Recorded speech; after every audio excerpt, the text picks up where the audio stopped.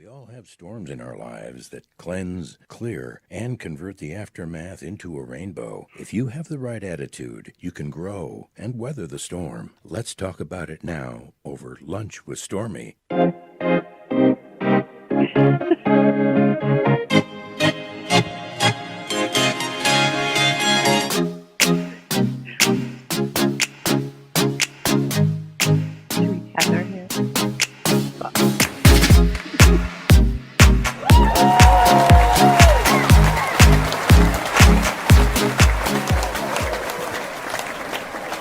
Good afternoon and welcome to Lunch with Stormy. I'm so excited about today's guest, but I'll start with this.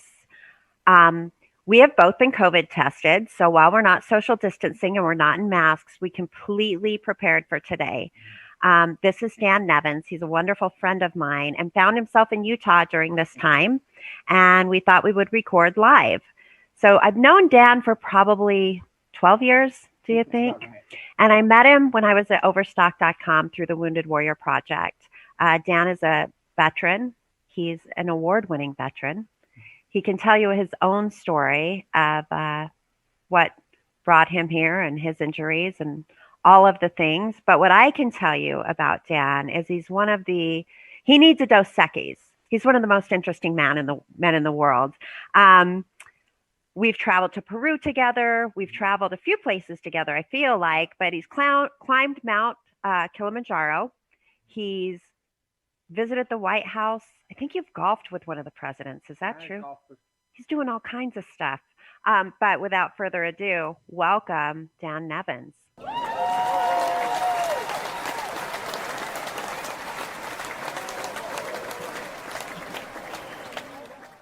So, Dan. Yeah. We no longer have headsets. I know, you like that? Yeah, I like that. We kind of did a wardrobe change. It happens. I'm so happy you're here. I'm happy to be with a human. Right? I mean, Yes. That's been crazy I slept in my own bed 89 days in 2019. What? Yeah, there's been traveling. And then this year was like longer than that consecutively in my own home, which is great. But it's also, I'm feeling like this isn't what my life is supposed to be like. There's a lot of sort of rubbing up against some anxiety, some. That's what I was going to ask you. Like, has it given you anxiety? Because I used to travel a lot too.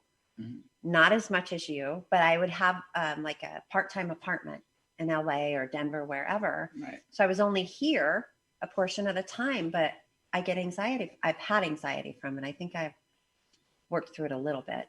Yeah, I do. It comes up, but like, fortunately, I have all these tools as a yoga teacher to like recognize when I have anxiety and then let it go and just come back to a place of being grounded and centered. So I'm fortunate, but yeah, it definitely comes up. I'm like, I'm not working. Wait, what's happening? How am I paying the bills? Like, what's right? Exactly. Right. I can't wait for the rest of the afternoon where you show me all those tools. I'm here's ready. Some more tools. Exactly. Okay, so that's super interesting that you are a yoga teacher, and I want to get there. But what people can't see from this angle is Dan is a double amputee below the knee. That's right. Both legs. And it's part of what makes you an interesting person, but definitely what gives you a unique story. So you joined the Army, right? Where were you born? I did. I born and raised in Baltimore in the ghetto. If you've ever seen The Wire, it's a lot like that. So I joined the Army to to escape my upbringing. You know, my family was great, but it wasn't the modern family sort of like fun-loving sitcom family. Disneyland every year. It was not, none of that. Yeah, right. It was a little bit of struggle. Very poor, and the Gulf War was about to start. So it was, the American flags were coming out for the first time. This is, leading in 1991, and there was this renewed sense of patriotism that I'd never really experienced before. My dad served during Vietnam, so he had nothing really pleasant to say about his time in the service. And then, so when, it was never a conversation like, oh, the military is a good option. It was never that. So I got to discover and see those first people being deployed for Operation Desert Shield. And I saw these warriors wearing the uniform and our American flag on their shoulder come together. And it was like they were having this experience of a different kind of family. And I saw that and I was like, I want that. And I can leave here and I can do something good for the world. At least that's the way it was being portrayed. And so I raced down to the recruiter's office, enlisted into the delayed entry program. Then I really had a heart palpitations. I wasn't the best student, my mom left when I was like 13. So my dad did his best to raise my brother and I.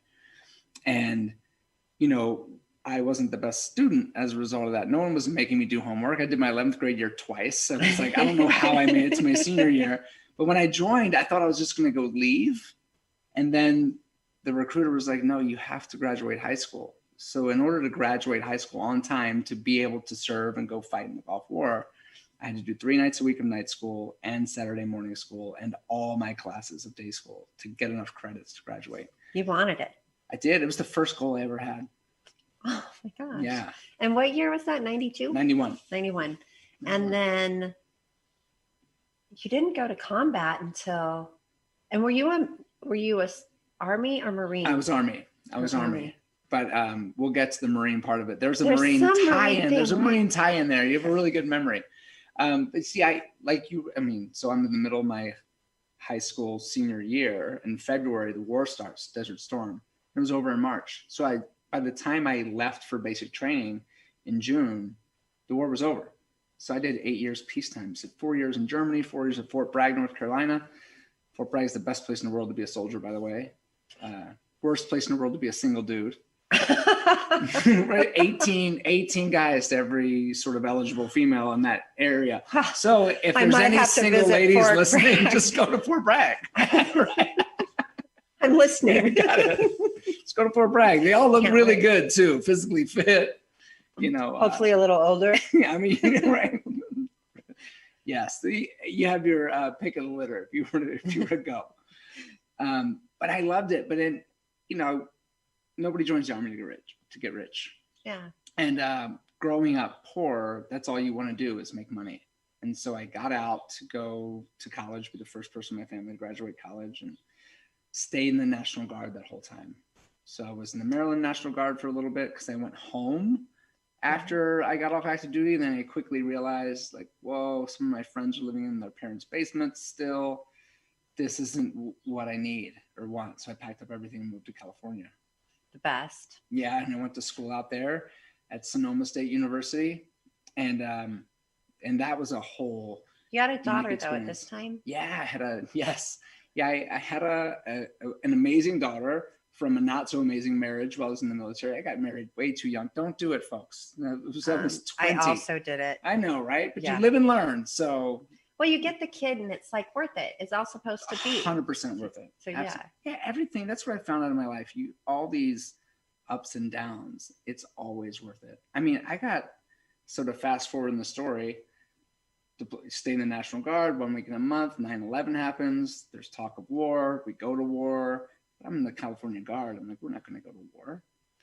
At least not. At least not with these people. Right. And then, because the California Guard at that time, for me, so 2001 with 9/11, and then 2003 is when we got the very end of 2003 when we realized we were going to get deployed.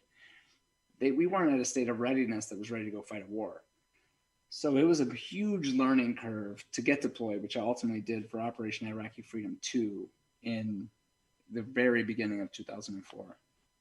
And we learned some really hard lessons. When did our troops hit in? They hit in 2003? The invasion was 2003. Okay. But there were things happening before that.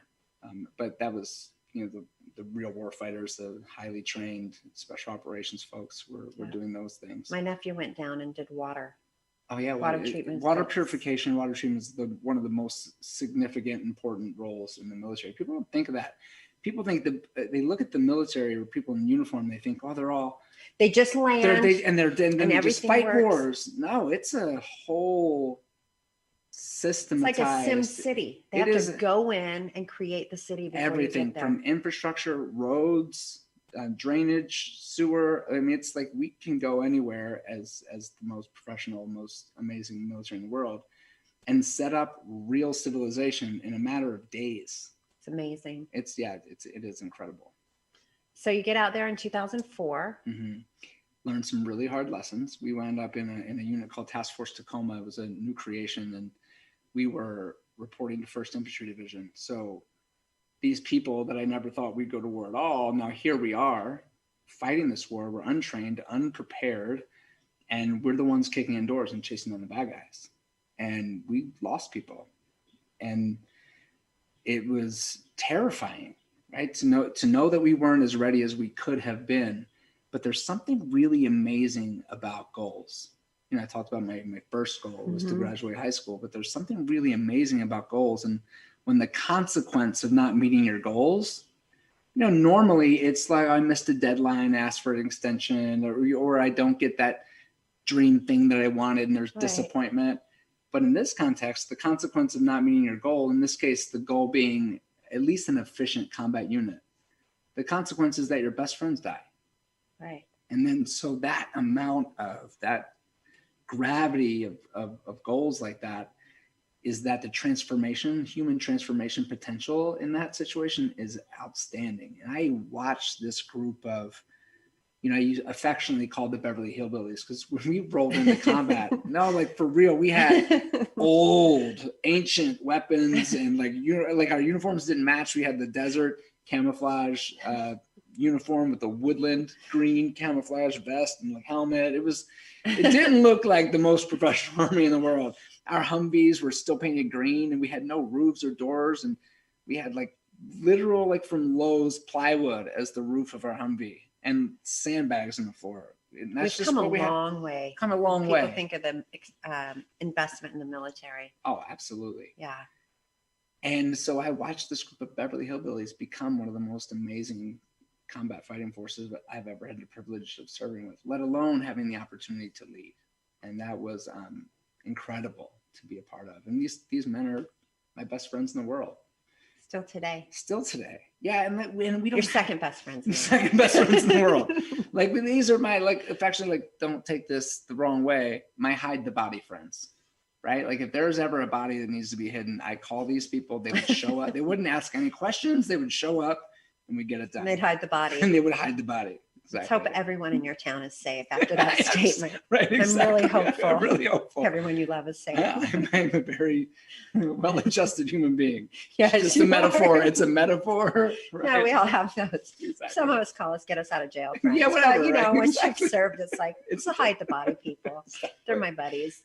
Yes. So is that did you only do one tour? You did two? I did one. Yeah. You did one. Yeah. Well, I almost did one.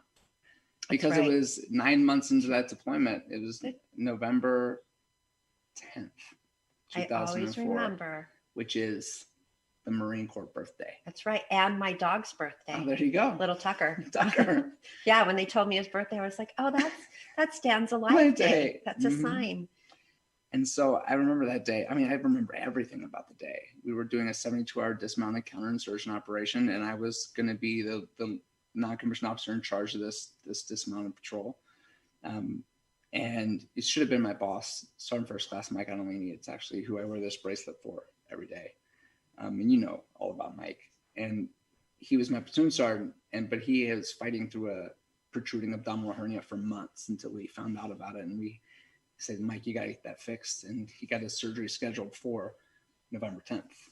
And then when this intelligence came down, because it was during the Battle of Fallujah, and I wasn't in Fallujah, I was in a place called Balad, Iraq, but there was ongoing assaults all throughout the theater. And then so we got intelligence that some of the insurgency Fallujah was coming to our area of operations, and that's why we developed this mission. But by that time, Mike was already out of commission and about to have surgery. And then so I was leading this operation, but Mike chose to drive the vehicle that morning. He was the guy that couldn't put his people in harm's way without him being at least present. And so the idea was he was going to go be part of the first platoon. I was in third platoon. He was going to be part of the first platoon mission to drop us off, and he was just going to drive back. If he hadn't been there that day, who would have driven? Probably Smitty. I don't know who it would have been actually, because we were rotating drivers, because it would have been either one of my guys or it would have been somebody from first platoon. So, yeah.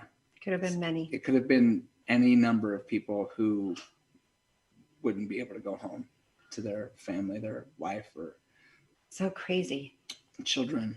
And we were headed out, not even a kilometer outside the base, and we hit an IED. And it was 4:00 in the morning, pitch black outside.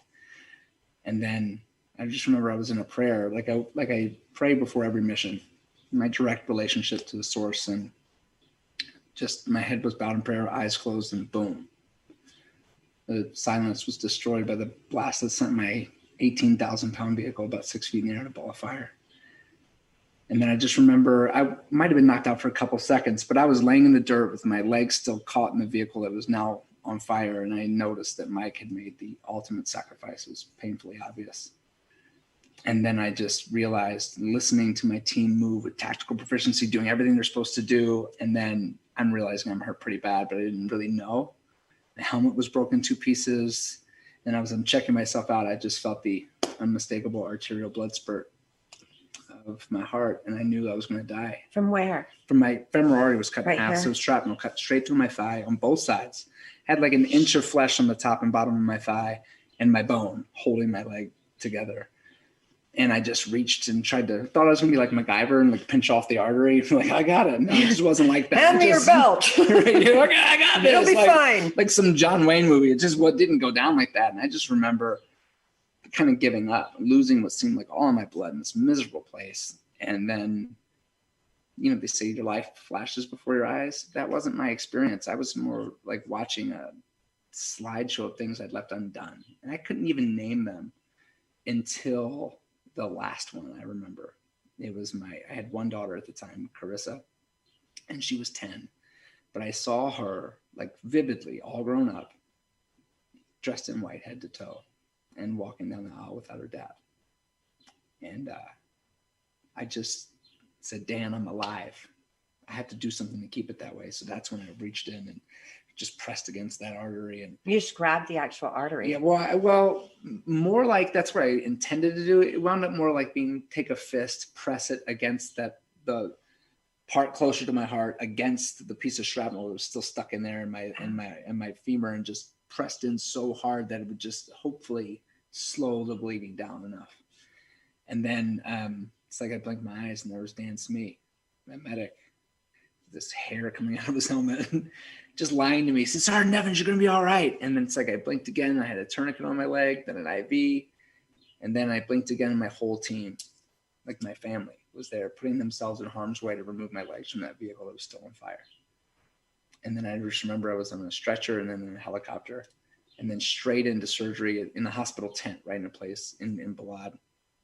And I remember, hours and hours of surgery, I'm sure, but I don't remember it. In a tent. In a tent. Right. A very nice tent. A very nice hospital tent. But it's a tent. Sterile, right. It's a tent.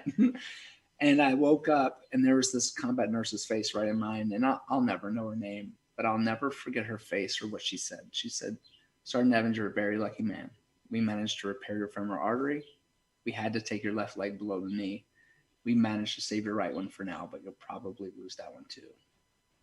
She was right. And just when the pity party started to set in, like, what can a guy with no legs do?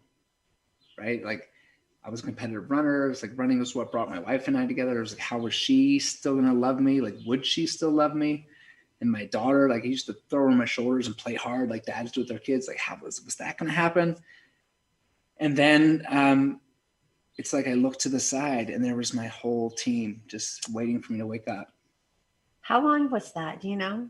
That was until I noticed them? Well, from the time that the accident happened till your surgery and your team is there with you. I don't know. Because I'm sure my surgery was many hours.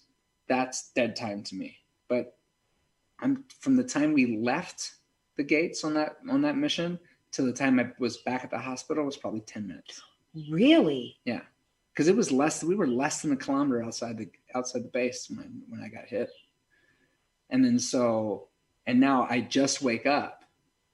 And then that experience at at Lawn Show before getting to Walter Reed was it weighed the heaviest on my heart, because in the hospital, people didn't make it. And you hear all the codes and everything happening. It's pretty. You're not in individual rooms. No, it's pretty chaotic.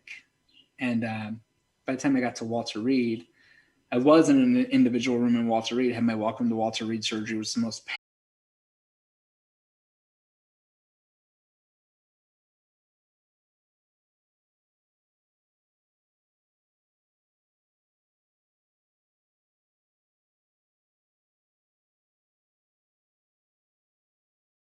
And they did it outside of a charity. So they just paid for it because they're a very military driven company. Like all the founders are military. They're humor. Like if you want to have it depends on your sense of humor. If you want to have a really good laugh, just look at Black Rifle Company's social media. It's like insane hilarious, but it's not for everybody. Some people would think that's offensive, but the military gets to be mindset. It's the most hilarious thing you've ever seen. And they just spent their own money just to create this adaptive archery event for people that have physical differences, right? So amputees, back injuries, spine injuries, like, wheelchairs, all of it, and made it accessible because the founders, being military, they found their own sort of peace and meditative qualities of archery. And they said, wow, we have to share this with our people. And they just did it. That's what brought you to Utah. And that's what brought me to Utah. That's right. That's why we're here. Exactly. I think what people should be assured of when they see the Wounded Warrior Project or maybe consider donating or anything like that is I have seen firsthand how the money is spent, and it's the best. Absolutely. There's excursions. You can imagine coming back, having these types of injuries or any type of injury or no injury, the injuries invisible wounds. And then having to leave your environment of war and then go back into society and not display all that might be going on in your head, the anxiety that you face. And that first entry out it's crucial. And like, I'm so grateful that they met me at my hospital bedside. And then from then it was